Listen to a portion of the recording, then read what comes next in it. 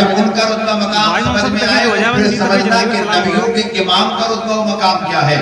سید بہاؤالدین کے ایک مرید ہیں، عالم ہیں، مفتی ہیں، بہت بہتر تقوی و پرہیزگاری آپ کے اندر پائی جاتی ہے۔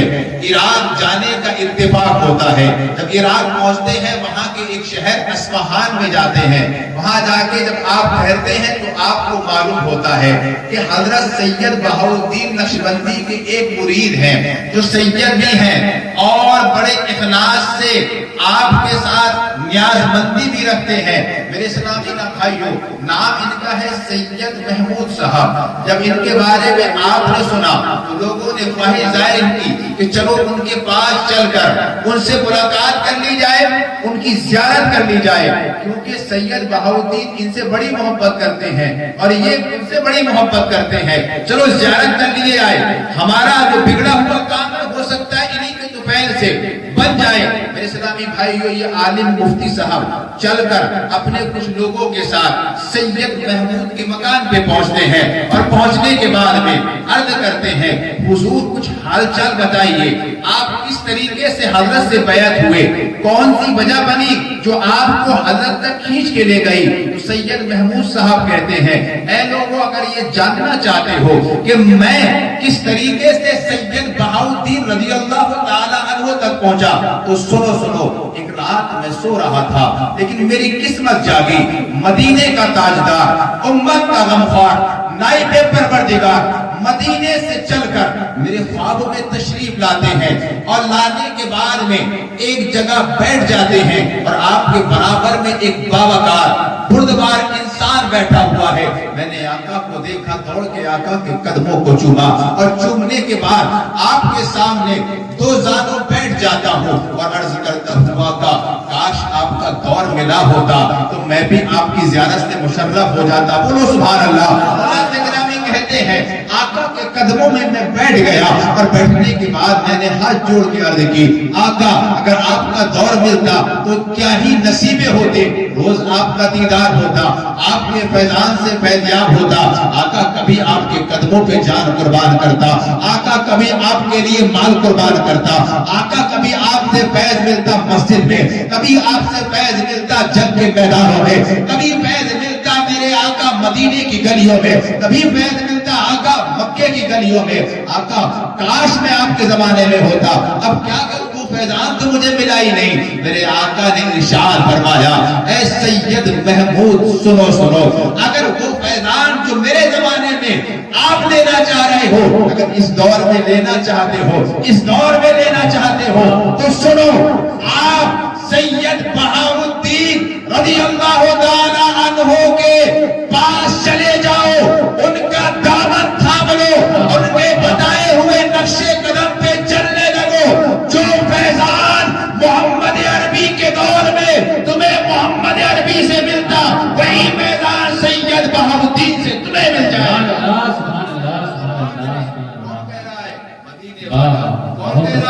مدینے والا کون بول رہا ہے؟ اللہ تبارک و تعالیٰ کا محبوب جو سارے نبیوں کا نبی ہے اور سارے رسولوں کا رسول ہے، جو اللہ تبارک و تعالیٰ کا محبوب ہے، جس کے لیے اللہ نے سارا جہان بنایا۔ اور اس کے بعد میرے آقا ارشاد فرماتے ہیں اے سید محمود سنو، آپ جاننا چاہتے ہو بہاؤالدین کون ہے؟ میرے برابر میں جو بیٹھا ہوا ہے یہی بہاؤالدین ہے، اسی کا دامن تھام لینا۔ سید محمود کہتے ہیں میری آنکھ کھلتی ہے، اب جملے سنتے ہوئے چلنا، اگر ولیوں سے محبت ہے تو مچل جاؤ گے، آپ کا ایمان تازہ ہو جائے گا۔ سید محمود کہتے ہیں صبح ہوئی، میری آنکھ کھلی، میرے سب کچھ دھیان میں تھا، نام دھیان میں تھا، نام نقشہ دھیان میں تھا۔ میں صبح اٹھتا ہوں، سب سے پہلے میں نے اپنی یہ کتاب نکالی، اس کی جلد پر پہلے حضرت کا نام لکھا سید بہاؤالدین رضی اللہ تعالی عنہ، پھر لکھا ان کی ناک ایسی ہے، ان کے ہونٹ ایسے ہیں، ان کے گال ایسے ہیں، ان کا خد و خال ایسا ہے، ان کی لمبائی چوڑائی ایسی ہے، ان کی باڈی ایسی ہے۔ کہتے ہیں میں نے سب لکھا، تاریخ بھی لکھی، خواب کے معاملات بھی لکھے، اور لکھ کے میں نے وہ کتاب بند کری اور لائبریری میں किताबों के दरगाह रख दी और इस इंतजार में रहा, कभी तो मुलाकात होगी, दामन से निपट जाऊंगा, कभी तो मुलाकात होगी, आपके कदमों को पकड़ लूंगा कि वो फैज़ान जो नबी से मिलने वाला था आज बहाउद्दीन से मिल रहा है। मेरे इस्लामी भाइयों, सैयद महमूद कहते हैं वक्त बीतता गया, महीने बीते, साल बीते, इसी तरीके से टाइम बीतता गया। एक दिन मैं नानबाई की दुकान से कुछ सामान खरीद रहा था खाने पीने का। मैं देखता हूँ एक शख्स पुरवकार, बावकार, पुरदगार चलता हुआ उस नानबाई के पास में आता है। मैंने देखा तो पहचान लिया, यही वो शख्स है जिसको मदीने वाले ने दिखाया था, यही वो इंसान है जिसकी तारीफ मदीने वाले ने की थी। कहते मैंने देखा तो मैं हैरान रह गया, मेरे अंदर कपकपी तारी हो गई कि इस मकाम का बंदा है ये, जो फैज़ान नबी से मिलता वो आज इससे मिलने वाला है। हज़रत इकरामी सैयद महमूद कहते हैं मैं कांप जाता हूँ, अब थोड़ा दिल सब्र में आता है, करीब जाता हूँ, सलाम दुआ करता हूँ और कहता हूँ हुजूर मेहरबानी करके अपने कदम पाक को मेरे घर की चार दीवारी में डाल दीजिए ताकि मेरा घर भी आपकी बरकतों से रोशन हो जाए। आपसे कहते हैं कि आप चलिए, आपकी दावत है मेरे घर पे। सैयद महमूद कहते हैं जैसे ही मैंने कहा उन्होंने मेरी तरफ देखा और देख के कहा ठीक है चलिए, और आप फरमाते हैं कि अब जा रहे हैं, वो आगे आगे मैं पीछे पीछे, वो आगे आगे मैं पीछे पीछे। हाल ये है मैं दौड़ रहा हूँ, तेजी के साथ चल रहा हूँ और वो कदमों के साथ चल रहे हैं, मगर आलम ये है कि वो मुझसे 15-20 कदम आगे चल रहे हैं। मैं दौड़ने के बाद भी उनके बराबर नहीं पहुंच पा रहा हूँ और मैं सोच रहा हूँ कहीं ऐसा ना हो कि ये किसी और गली में निकल जाएं, क्योंकि इन्होंने मेरा घर देखा नहीं है, मेरा मोहल्ला देखा नहीं है, मेरे बारे में जानते नहीं है, मेरे हालात का पता नहीं है। कहते मैं दौड़ता हूँ इनके बराबर जाके बता दूं हुजूर मेरा मकान ये है, मेरा घर ये है, इस घर में जाना है। लेकिन सैयद महमूद कहते हैं कि मैं जैसे जैसे दौड़ता हूँ वैसे वैसे हजरत के कदम थे वो 15-20 कदम आगे जा रहे हैं, मैं 15-20 कदम पीछे जा रहा हूँ। अचानक जैसे ही मेरा घर आता है वहीं रुक जाते हैं, बोलो सुभान अल्लाह, वहीं रुक जाते हैं और खड़े होकर कहते हैं ऐ सैयद महमूद ये तुम्हारा मकान है। कहते हैं मैं हैरान रह गया, पहली करामत तो मैंने देख ली, आज तक जो बंदा मेरे इलाके में नहीं आया, मेरे खित्ते में नहीं आया, मेरे घर पे नहीं आया, उससे मालूम कैसे हुआ कि मेरा मकान कौन सा है। आके सीधे मेरे दरवाजे पे खड़े हुए कहते हैं सैयद महमूद ये मकान तेरा है। मैंने जान लिया जब मदीने वाले के गुलाम के इल्म का आलम ये है कि वो गुलामों के मकान की भी खबर रखता है जो मदीने वाले का। नारे तकबीर, नारे रिसालत, मसलके आला हजरत फैज़ाने गौसे आज़म, नारे तकबीर, नारे रिसालत, जिंदाबाद जिंदाबाद। अब सुने, कहते हैं जब तक मैं गेट के पास आया उससे पहले सुभान अल्लाह, सैयद बहाउद्दीन गेट खोलकर मकान के अंदर, सुभान अल्लाह, सुभान अल्लाह, गेट खोलकर मकान के, और बोले सीधे उसी कमरे में गए जहां मेरी लाइब्रेरी थी, और जाने के बाद में उसी किताब पे हाथ डाला,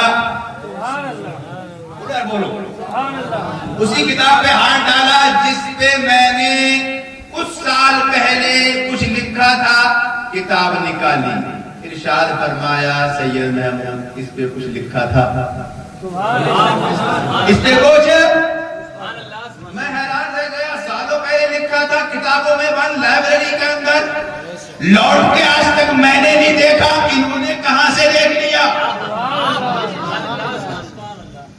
कहा कुछ लिखा था, मेरे जहन में ख्वाब आ गया, मैंने किताब ली, बर्फ पलटा, देखा तो 7 साल हो चुके थे।